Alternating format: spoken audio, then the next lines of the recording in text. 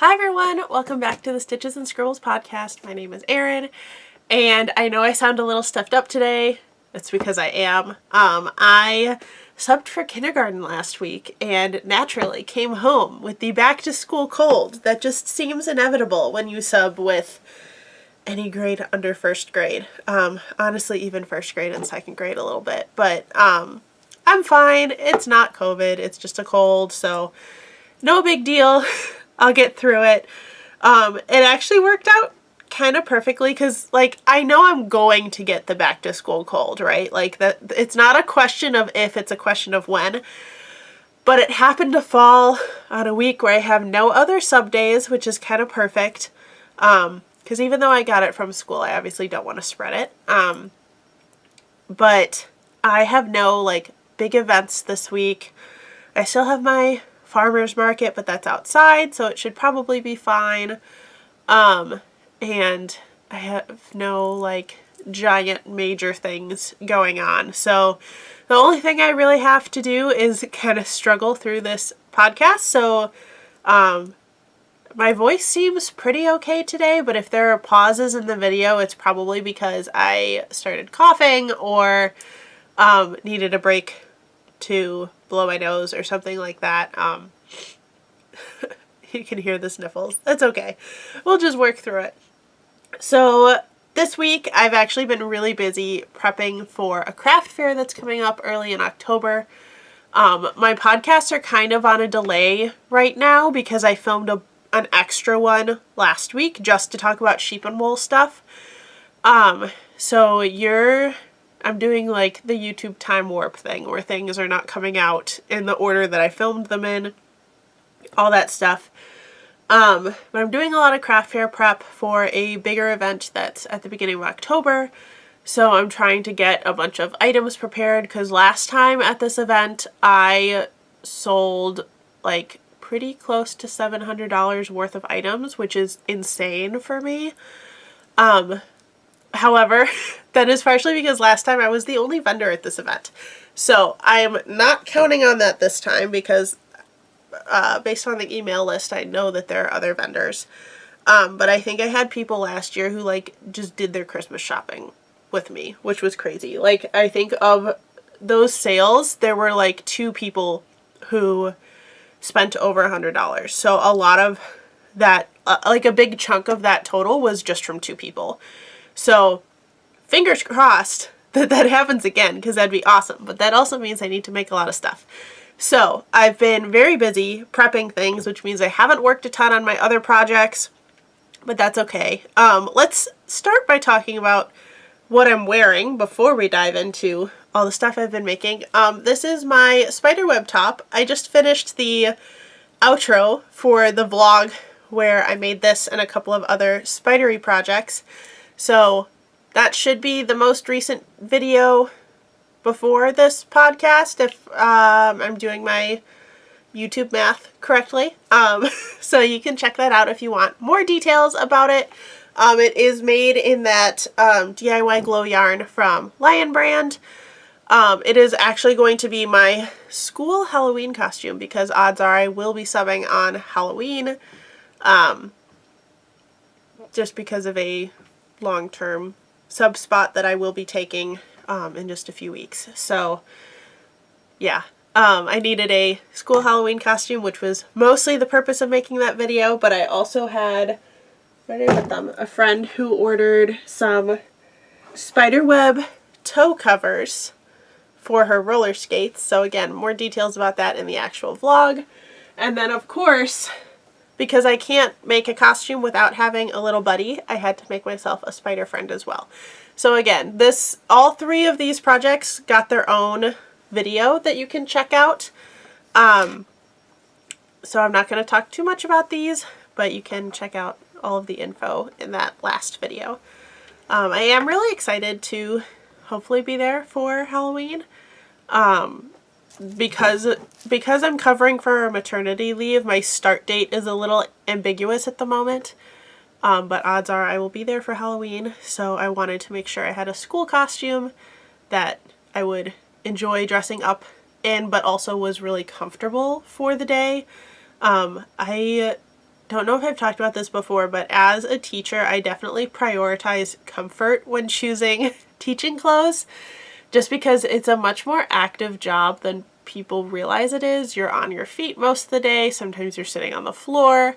There's a lot of like walking to and from other classrooms and stuff like that. So I generally try to be as comfortable as possible with my clothing choices. And even though like I am definitely one for like extravagant costumes, you've seen my Ren Fair videos, I wanted to make sure that my school costume was definitely comfy. So yeah, that was the reasoning for all of that. Let's talk about craft fair prep now that I've gotten that out of the way. So when I do craft fair prep, I tend to do things in batches. So a lot of the stuff I have is actually not fully completed yet, because I generally have like a knitting machine day and then an assembly day, and I haven't gotten to my full assembly day yet. But the two main things that I've been working on are pumpkins and cactuses. So these are all of my unfinished pumpkins. I was definitely mostly just trying to use up a couple skeins of yarn that I had in my scrap bin. You'll recognize this light orange from a hat and scarf set I finished a couple weeks ago. This is an old yarn. I thought that the variegated would just make some cute pumpkins, and I had enough to make one bright orange one.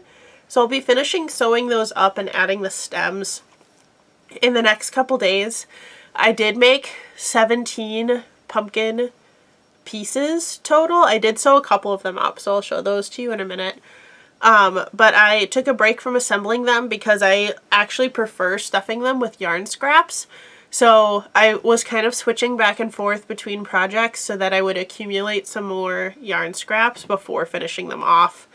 Just because I figured if I have the yarn scraps, I might as well use them in something. And since those are usually more decorative items, I don't mind using yarn scraps in them. It also gives them a little bit more weight without having to actually add weight to it.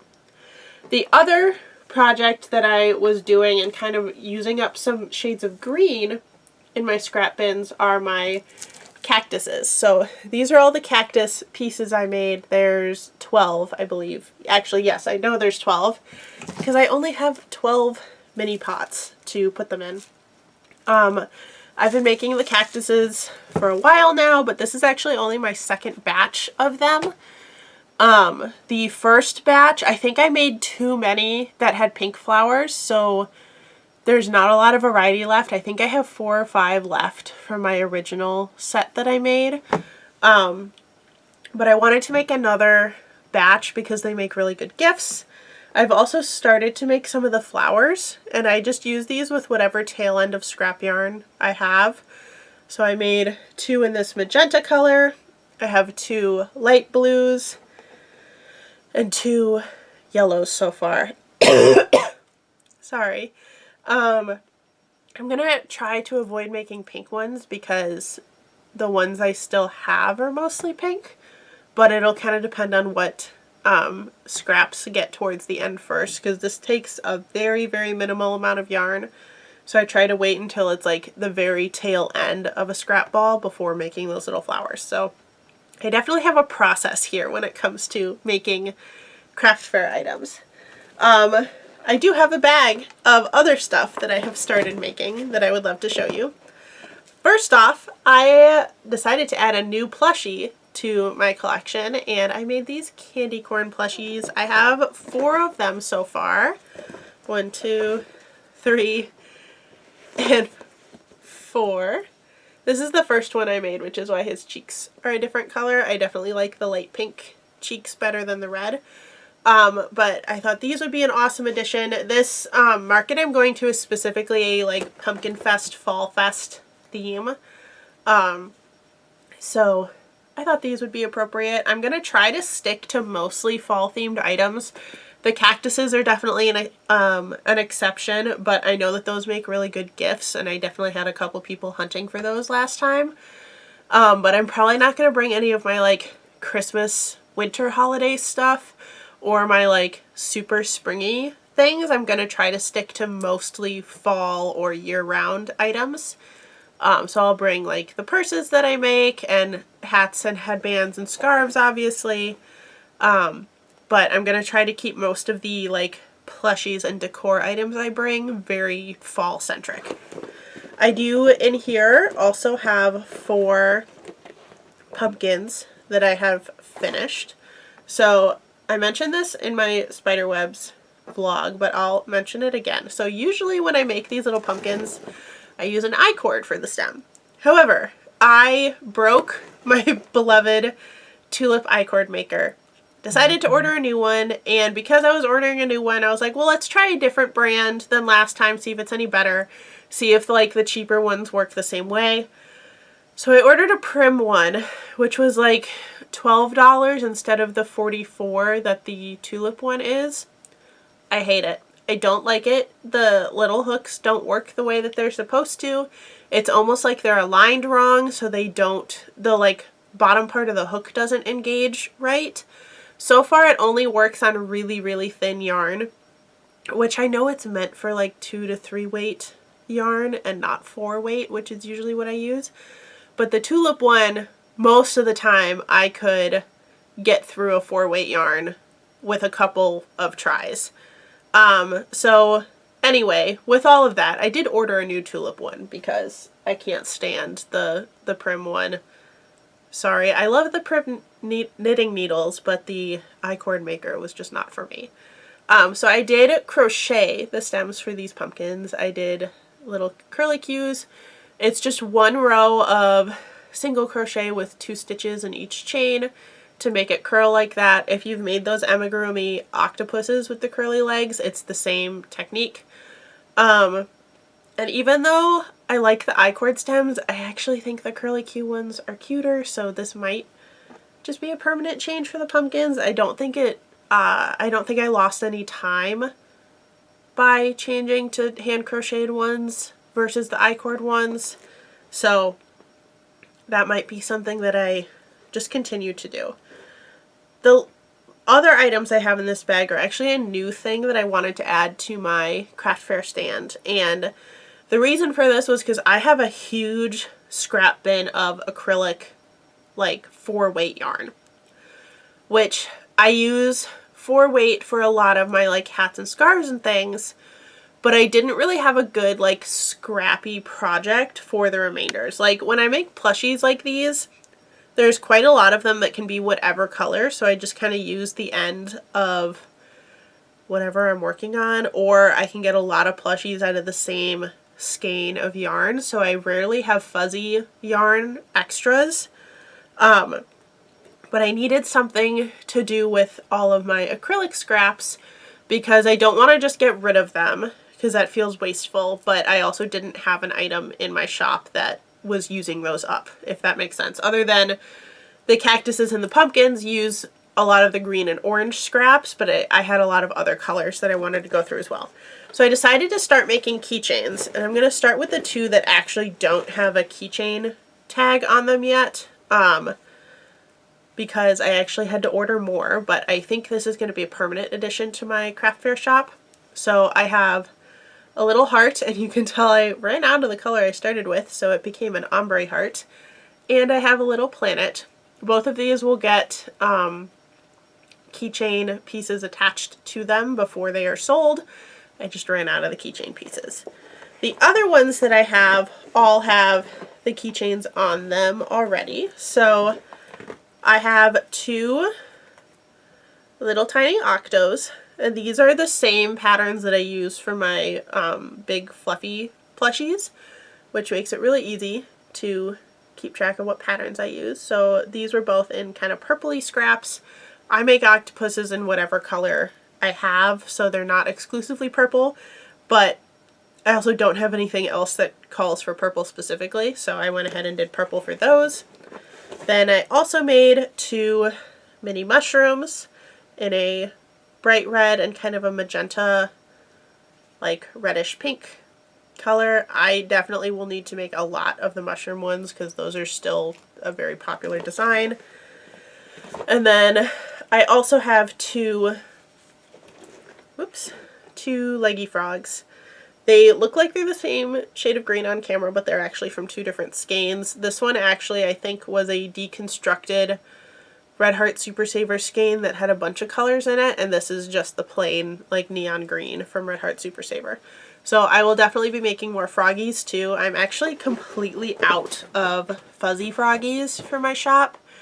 I think I'm almost out of plushies in general for my craft fair stash, but I do want to, like, make sure a majority of my plushie items are saved for that bigger craft fair. So my farmer's market, I might just have to, like, work through with fewer items. There's only this week and next week left, I think, so not too long.